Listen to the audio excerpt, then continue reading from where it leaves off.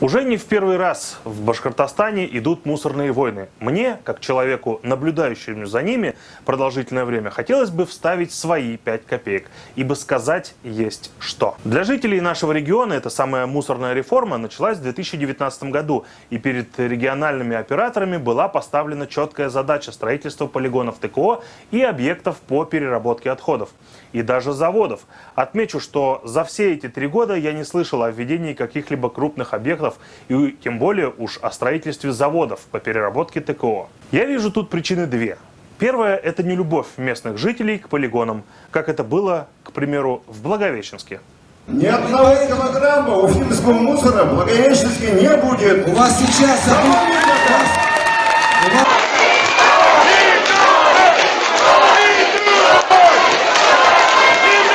А вот вторая причина до боли проста. Для чего региональному оператору строить полигоны, если можно оставить все как есть и закапывать мусор на тех же полигонах, что были? Что должно его мотивировать? Вот и я думаю, что ничего. Годами можно ныть и рассказывать всем о том, что собираемость денег низкая, впрочем, как и тарифы, и что условия работы очень сложные. Возможно, именно по этой причине некоторые регоператоры открывают не полигоны и заводы для сбора мусора, а кассы для сбора денег. Немного истории. В мае месяце будет открыт центр обслуживания клиентов в городе Дюртюли. Ориентировочно июль-август мы планируем открыться в городе Бирск. И где-то, наверное, сентябрь-октябрь это будет город Агидель.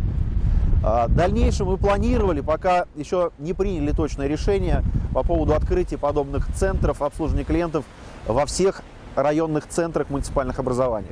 Кстати, в последнее время вокруг регионального оператора Дюртюли Мелиаводстрой сгустились тучи. В некоторых телеграм-каналах начали вещать о том, что его активно выдавливают с рынка чиновники и в качестве аргумента приводят вот эту самую запись. Сегодня уже новые Дюртюли же убирают. Да, Мелиаводстрой, конечно. Да, Мелиаводстрой убирают, они 16 районов там, да? Ну, у них даже 14, территория даже побольше, чем наша.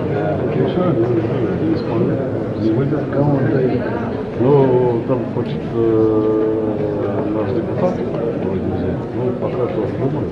Марш. Да, Марш хочет в эту тему зайти. Не знаю, ну пока вот на перед выборов Сидякин меня попросил, Александр Иванович, там вы могли говорить? Вы не срывайте там, вам поручили же, да? Да, мы будем это. Кстати, автором этого видео являюсь я, а не представители телеграм-канала «Футляр для Курая». Оно было сделано еще в сентябре 2019 года в одном из форумов по ЖКХ. Эту запись я передал директору регионального оператора компании Дюртюли Мелиаводстрой Евгению Юдинцеву и договорился о том, что он не будет ее публиковать без моего согласия.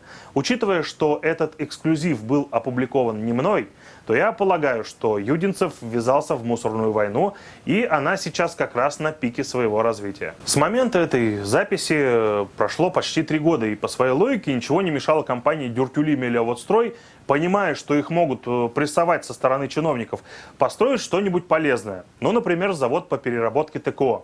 Но чтобы отбить все эти нападки на себя, построили. Впрочем, это касается не только именно этого регионального оператора. Всего их 4 в Башкирии. Обещанных заводов как не было, так и нет. По личному опыту из истории мусорных войн я предположу, что они будут продолжаться. Ну а мы с вами будем оставаться лишь только зрителями и созерцателями того, как все происходит. Однако мусорные заводы в ближайшие десятилетия у нас явно не появятся.